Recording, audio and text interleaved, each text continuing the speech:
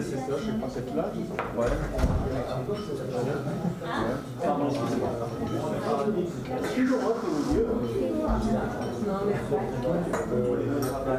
Vraiment, c'est Baptiste.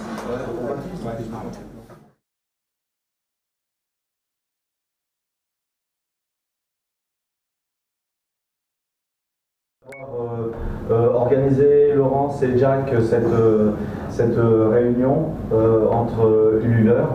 Et j'aimerais vous dire que Alain, moi et toute l'équipe de l'Institut Incaré, nous sommes vraiment super heureux d'aller au-devant de vous. Nous aussi. Et au nom de tout l'Empire, de tout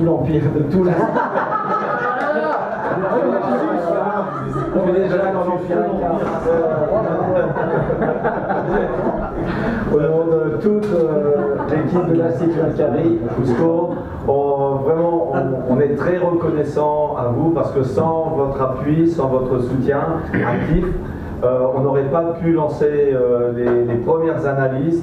Et c'est vraiment ce crowdfunding qui a déclenché en fait beaucoup de choses et on va sûrement en reparler un peu plus tard.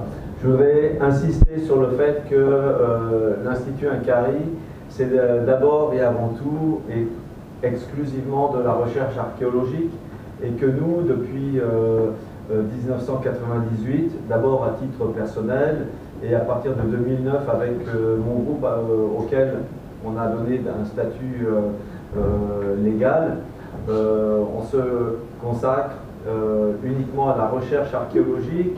On recherche la présence permanente des Incas en forêt amazonienne et on recherche son point d'occupation principal, un site qu'on appelle Paititi, et que les Espagnols recherchent depuis 1534 et que l'on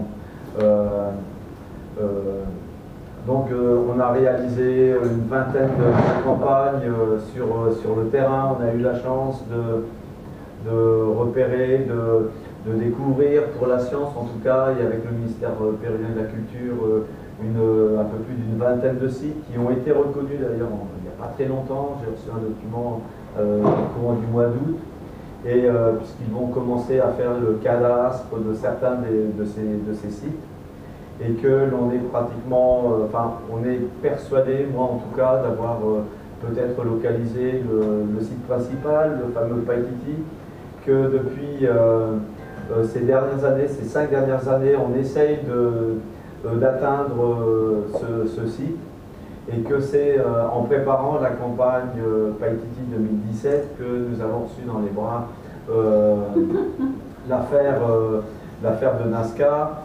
Des fois, on se dit on n'aurait jamais dû répondre à Paul Roncero quand il est venu avec ses objets biologiques et cette histoire improbable, mais on y a cru et on s'est dit que quand on a eu la conviction qu'il pouvait s'agir de quelque chose de réel, on s'est dit même s'il y a une chance sur 1 million, eh bien en tant que citoyen du monde, on n'avait pas le droit de garder pour nous cette information.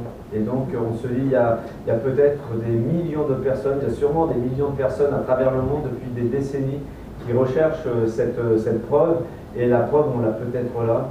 Donc on a répondu OK banco à Paul Roncero. Il était donc venu nous voir pour avoir notre opinion scientifique, technique sur ce matériel biologique. Je parle de cette ce petit corps de 25 cm, cette petite tête momifiée qui ressemblait à Haïti. Et puis, quelques jours plus tard, une main de 39 cm tridactyle. Et donc, on lui a dit « Ok, on accepte de t'aider ». On pensait que c'était effectivement réel. Moi, ce qui m'a mis la puce à l'oreille, c'est l'odeur de ce matériel qui ressemblait, qui rappelait à des odeurs que nous, on avait déjà eues en respirant. inspirant des momies, du matériel qu'on avait déjà manipulé depuis une vingtaine d'années.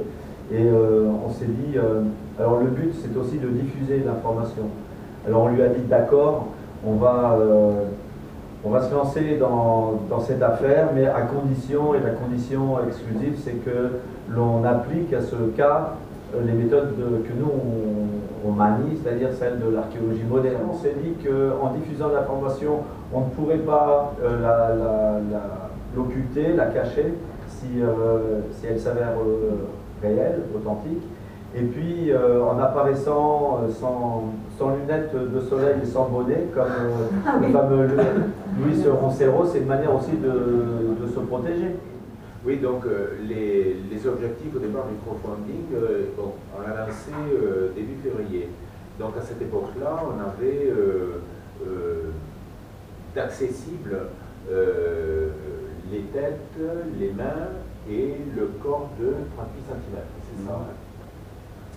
Et donc notre but au départ était d'analyser une partie de ces objets. Et du matériel récupéré un peu discrètement sur les objets que Paul nous avait montrés. Aussi. Donc notre but au départ était de faire des analyses ADN et des datations, oui, sur ces différents objets. C'est vrai que par la suite sont arrivées d'autres entités biologiques et on pourrait nous reprocher d'avoir un petit peu dévié parce qu'on s'est plus tourné vers ces entités biologiques qui, à notre sens, présentaient plus d'intérêt. Donc, vous le savez, on a eu certains résultats, on ne les a pas tous. Encore, on espère les avoir pour la conférence du 7 décembre, on va en tirer par un peu plus tard. Mais c'est vrai que c'est quelque chose qui a évolué au fil du temps et en fait on est allé beaucoup plus loin que ce qu'on avait prévu au départ et ça a aussi coûté beaucoup plus cher. Voilà. Ceci dit, il y a eu aussi, alors bon, on n'est pas toujours d'accord avec, mais il y a eu l'arrivée de Jaime Maussan et de Gaïa, dont l'apport a été une couverture médiatique assez importante et qui a fait connaître l'affaire à un niveau mondial. Alors certes, il y a le revers de la médaille, approché quelquefois à Jaime d'être un petit peu trop, comment dire, voilà, je vous laisse permettre. Voilà. Mais bon, néanmoins, ils ont quand même dépensé pas mal d'argent pour eux aussi faire des analyses de leur côté. La seule chose qu'on pourrait dire, c'est que nous, on n'a pas eu accès aux résultats, aux derniers résultats. Si, enfin. Mais pas tous. On les a eu, mais en criant fort. Vous avez entendu d'ici. Oui, voilà. Non, on a prétendu que ça pouvait être de la farine, du plâtre, de la craie, et on a vu qu'on l'a fait donc analyser, et il s'agit de terre de diatomée, qui est une terre fossile. C'est du phytoplancton, c'est-à-dire composé d'algues et voilà, qui a justement des propriétés à la fois antiseptiques, mais repellantes, c'est-à-dire que ça tue les moustiques et les insectes répulsifs, et ça tue les bactéries nécrophages, c'est-à-dire que ça peut expliquer pourquoi on a trouvé les corps en bon état finalement. Ouais, voilà. Et donc c'est quand même, c'était pour nous une grande surprise, et on a d'ailleurs noté que beaucoup des détracteurs se sont un peu fait discrets quand on a fait connaître les résultats de cette fameuse terre de diatomée.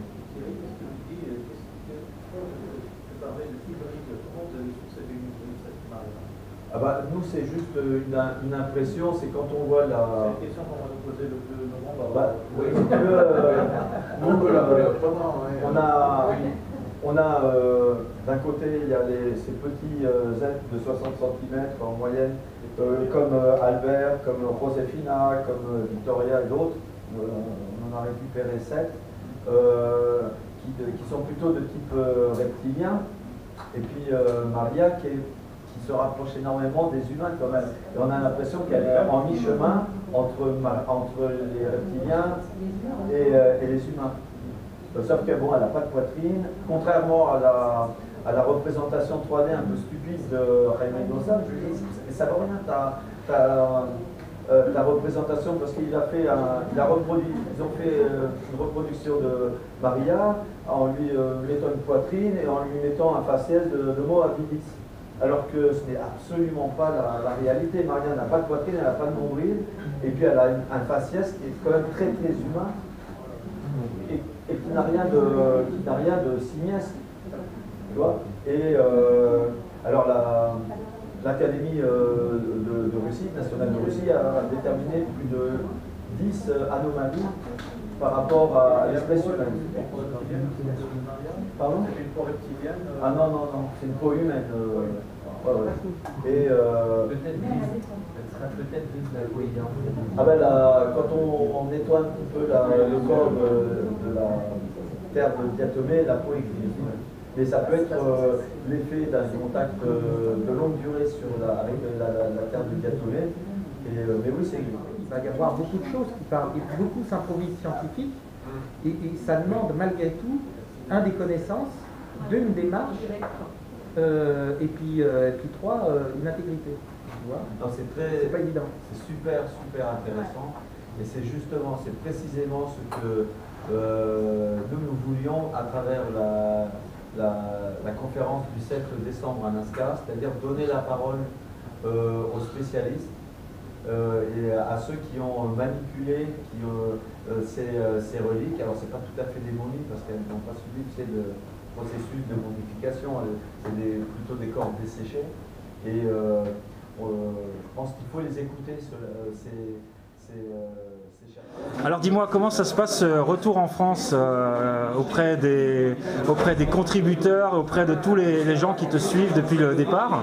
Écoute, ça se passe super bien. On est rentré en France, moi je suis rentré il y a déjà 3 semaines, et l'un des objectifs principaux de ma visite en France était avec Alain Bonnet de faire plusieurs villes à travers la France pour aller à la rencontre des internautes et surtout des ululeurs pour les remercier, leur exprimer toute, non seulement de ma gratitude personnelle, celle d'Alain, mais de toute l'équipe de l'Institut Ikari pour le grand coup de pouce que les ululeurs nous ont donné au début de l'année 2017 à travers le financement participatif sur la plateforme Ulule.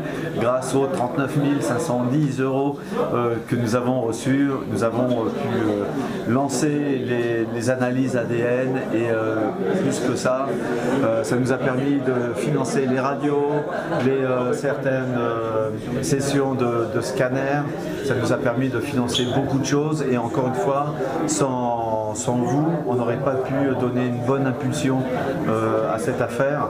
Et donc du fond du cœur, 1 million de merci à tous les leaders. Et c'est vraiment, je pense, une responsabilité qu'on a tous individuellement de citoyens du monde pour savoir si cette affaire, cette incroyable affaire de NASCAR est une réalité ou une fraude. Ce que l'on peut dire, c'est que en l'état actuel des choses, on peut affirmer 3 choses. Premièrement, il s'agit bien d'entités biologiques qui ont été vivantes. C'est du matériel ancien et on n'a pas d'indice probant d'une fraude. Ce qui ne veut pas dire que ce n'est pas une fraude, mais on n'a pas la preuve d'une fraude. Et pour ça, je voulais vraiment te remercier sincèrement. Ça me touche beaucoup, et je remercie tous les internautes, tous les ululeurs qui sont venus au-devant de nous, qui ont répondu présent, et je remercie tous les ululeurs que l'on va rencontrer dans les jours, les semaines à venir, à ces rencontres d'Alien Projet. Pour nous, c'est une rencontre magnifique, et en imaginant peut-être que ce soit une fraude, mais je ne pense pas, c'est au moins une aventure humaine. Ça nous permet de rencontrer des personnes personnes exceptionnelles, des personnes magnifiques, des belles personnes, et vraiment du fond du cœur, merci. On reçoit énormément dans tout ce périple à travers la France, au point où malheureusement on est obligé de refuser des demandes parce que toutes les rencontres sont complètes. Mais début de 2018, on va essayer de refaire une boucle et d'aller à la rencontre des internautes, d'aller à votre rencontre. Et encore une fois, 1 million de fois merci, parce qu'on reçoit énormément.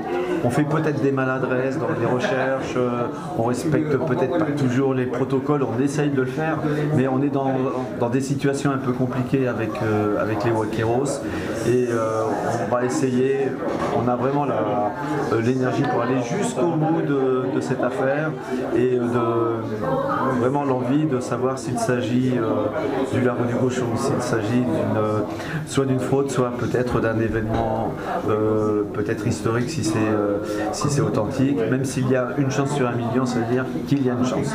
Et je pense que les statistiques, les probabilités sont plus importantes que ça. Ok, Thierry, je te remercie beaucoup pour ton intervention, et j'espère te revoir lors de cette prochaine tournée en France, et on va continuer à suivre jour après jour, minute après minute, cette fabuleuse histoire des momies de Nazca. Encore merci Thierry, et à bientôt. À très bientôt, merci à toi.